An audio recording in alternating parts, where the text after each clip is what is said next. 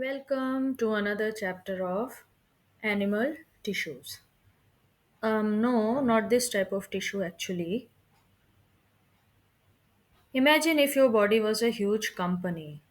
CEO of the company was the brain who makes all the plans. Blood transport supplies everywhere, security guards are the muscles who handle all the heavy work.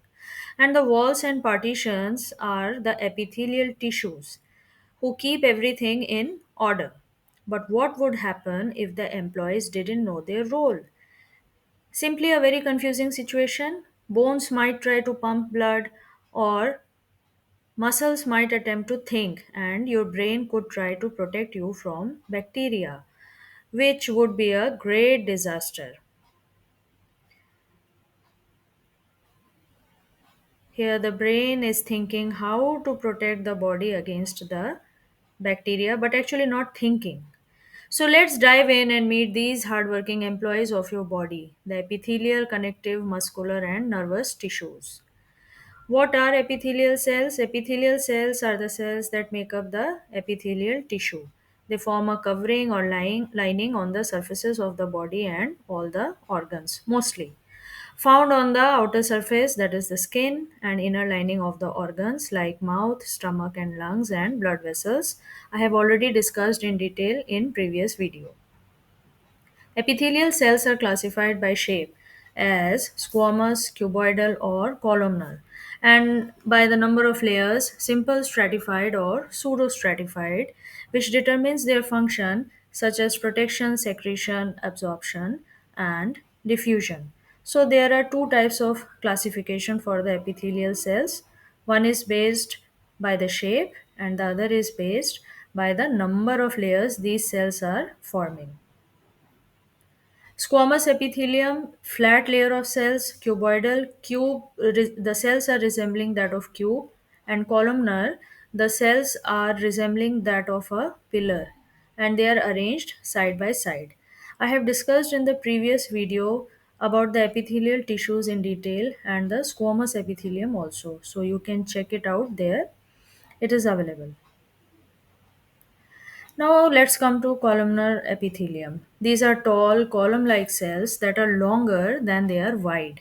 Their functions include absorption and secretion, and they have microvilli to increase the surface area for absorption or cilia for the movement. Now, what is stratified epithelium? It is present in our skin.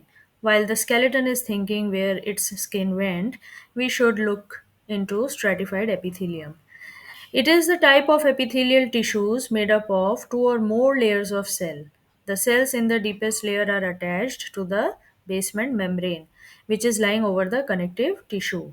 And the upper layers may be of any shape, squamous, cuboidal, or columnar. Because of the multiple layers, it is highly capable to protect. Now, in the skin, which is the largest organ of the human body, covering the entire external surface and protecting the internal organs, it is made up of stratified squamous epithelium. Skin has three layers. Epidermis is the outer layer, made up of stratified squamous epithelium, having the thickest in the palms and soles, and it is avascular, that is, it doesn't have blood vessels but gets nourishment from diffusion by the dermis. Dermis is the middle layer. It has thick vascular connective tissues and provides strength, elasticity, and sensation. It lies just beneath the epidermis, hence, it is the middle layer. And the last layer is the hypodermis, it is the deepest layer. Columnar epithelium. It is that type of simple epithelium made up of tall pillar like cells whose height is greater than their width. The structure is resembling just like a pillar, as we can see, and they are arranged side by side.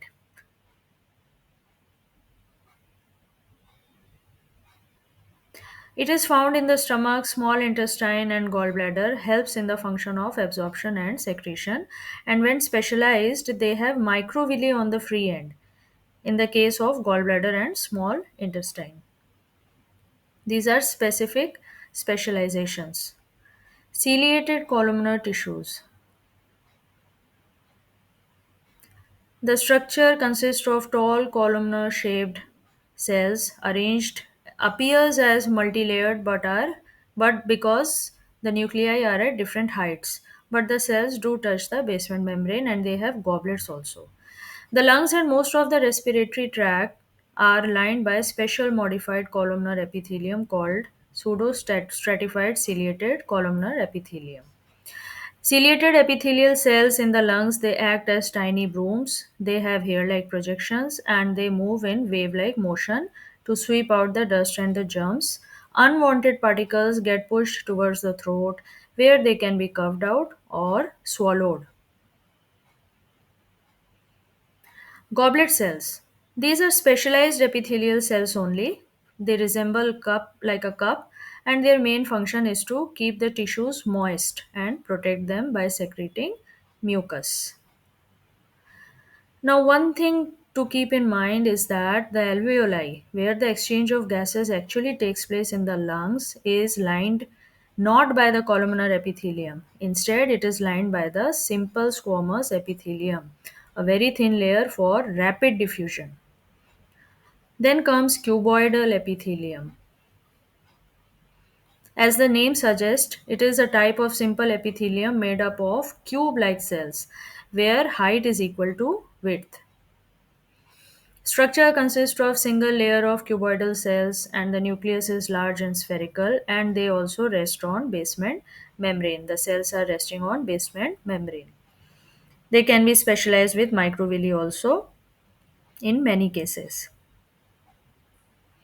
Types of cuboidal epithelium consist of simple cuboidal epithelium, single layer of cube-like cells, functions, secretion, absorption, lining, and location is in kidney tubules or the small ducts of glands like salivary glands, thyroid, follicles, and the surface of ovaries. Kidney tubules are called the renal tubules. They are tiny winding tubes within the kidney that form the main part of the nephron. Now comes the glandular epithelium. Glandular epithelium is also a specialized type of epithelial tissue whose main function is secretion. Sometimes a portion of epithelial tissue folds inward to form a multicellular gland. These cells they are modified to produce and release substances like enzymes, hormones, sweat, saliva and mucus. Examples of glandular epithelium include sweat glands, salivary glands, etc. Connective tissue. It is the most abundant and widely distributed tissue in the human body whose main role is to connect, support, bind, and protect other organs and tissues.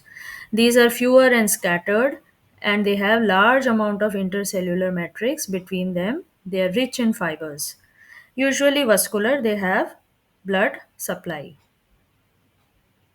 Blood is a type of connective tissue which looks different from other connective tissues. It is a connective tissue because it develops from mesenchyme and it also has a large amount of intercellular matrix called the plasma, which is a fluid. That is why it is a connective tissue. Plasma is the liquid part of the blood. 90% of the plasma is water and also contains salts, proteins, hormones, nutrients, and waste products. Its main job is to carry WBC, RBC, and platelets around the body and also transport oxygen, carbon dioxide. RBCs have the average lifespan of about 120 days. Function is to transport oxygen and carbon dioxide. WBC acts as the soldiers of the body, and platelets they help in clotting whenever we get a cut or the injury.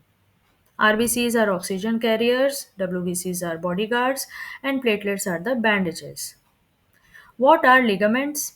Ligaments are tough elastic bands of connective tissue. They connect bone at the bone joints and which makes them strong but slightly flexible. Main function is to connect the bones together to provide support and strength. And they also allow the movement but prevents excessive movement which could cause injury. Think of ligaments as the strong ropes that tie the bones together while still letting them move smoothly. Yes, this is the main function of the ligament. They are capable of preventing the excessive movement which can lead to any type of the injury. Now comes the tendons. They are also strong fibrous connective tissues. They connect the muscle to bone and are mainly made up of collagen fibers, which makes them very tough and strong and flexible. Their function is to attach the muscles to the bone. When the muscles contract, they pull on the bones and it helps in the movement of body parts. What is cartilage? It is also a type of flexible connective tissue which are softer than the bone but firmer than the muscles, and it functions to absorb the shocks in the joints and helps the smooth movement at the joints for the bones. Cartilage is present in our nose, ear, trachea, joint ends of long bones, knees, etc. Think of cartilage as a shock absorber and a flexible padding. Now comes the bones. The structure, the bones contains the living cells called osteocytes, and the matrix is hard because it has calcium salts and collagen fibers. This hardness makes the bones strong but not at all brittle. The function of the bones is to form the framework of the body, protect delicate organs. Bones, along with muscles, act like levers for movement. They store calcium and phosphorus, and also the bone marrow makes the red blood cells and the white blood cells. The blood cell formation also takes place in the bone marrow. That's why the bones are not just hard sticks inside us, but a living dynamic connective tissue that keeps us standing, moving, and alive. Think of the bones in this way. Easy to memorize. What are areolar tissue? It is a type of loose connective tissue, soft, jelly like, found beneath the skin, around the blood vessels, nerves, and between the organs. And it has loosely arranged fibers.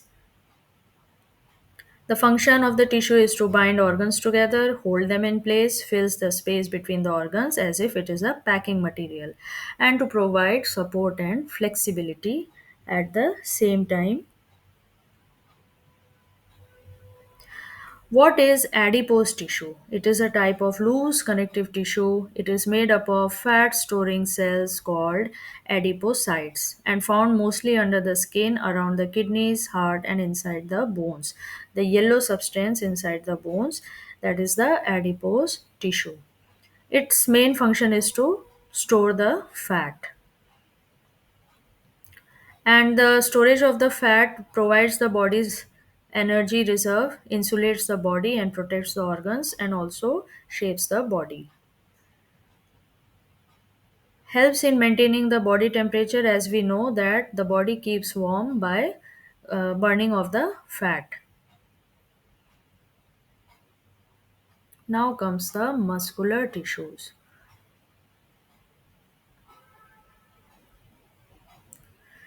Muscular tissue is also specialized tissue that helps in the movement of the body and internal organs. Muscle cells are long, thin, and are called muscle fibers, and they contain special proteins called actin and myosin, and together these proteins help in the contraction and relaxation. What are striated muscles? Striated muscles are also called skeletal muscles or voluntary muscles. They are called skeletal muscles, and under the microscope they show light and dark bands, striations, hence the name. They are attached to the bones by tendons. They work under our will, we can control them. Their structure is long, cylindrical, multinucleated fibers having alternate light and dark bands. What are smooth muscles? These are the involuntary muscles. They are found in the walls of internal organs like stomach, intestine, blood vessels. They have no stripes and they don't work under our control. The main work is to move food in the digestive tract and control the flow of blood. All these activities are taking place involuntary manner. We are not controlling the movement of food in the digestive tract. They are found in the walls of hollow organs. They are spindle shaped, single nucleus, no striations. And they work slowly, but they do not tire quickly.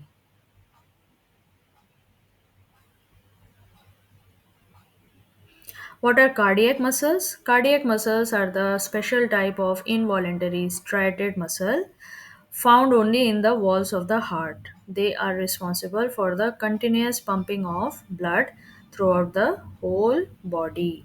It is a very important function of the cardiac muscle, and they are involuntary striated muscle. Their structure includes branched fibers forming a network. Each cell has one nucleus. They show striations, light and dark bands like skeletal muscles, and they have special connections that help them to beat rhythmically.